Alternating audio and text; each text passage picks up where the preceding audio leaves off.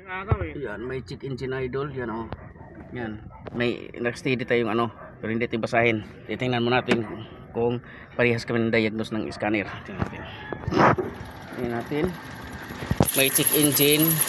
Tapos palyado.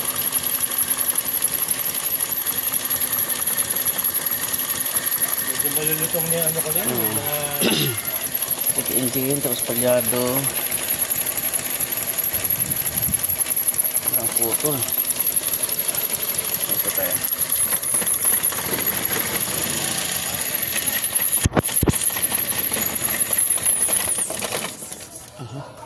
Start.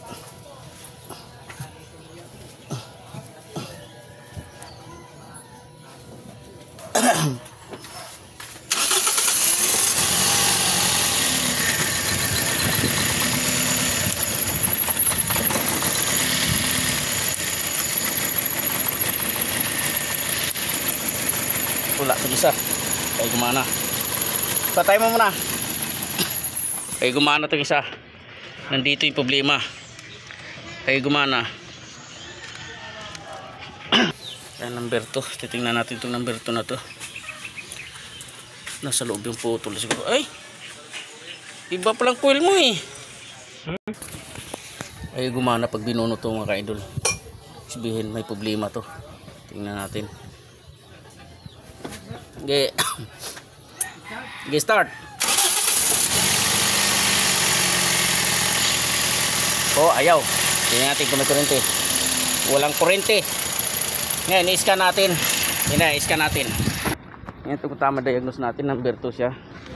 Pati nga, idol yung ano, kung may... Kung number coil 2. Wala sang kurente. May isa lang. Tingnan natin kung tama diagnose natin. Ignition coil B, tama. Number 2 talaga oh.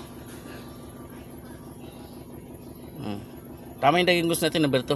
Patayin natin, subukan natin palitan. Yan, titingnan natin, napalitan na natin yung coil niya. Ang taas kasi ng coil niya oh. Ang taas. Tingnan natin kung magre-react na. Oh, nag-react na siya. Tingnan natin kung may kurente. Oh, mayroon na. Hindi sa putol. Pundi yung coil mo. Okay na. Okay na. Pundi. Pundi yung coil mo.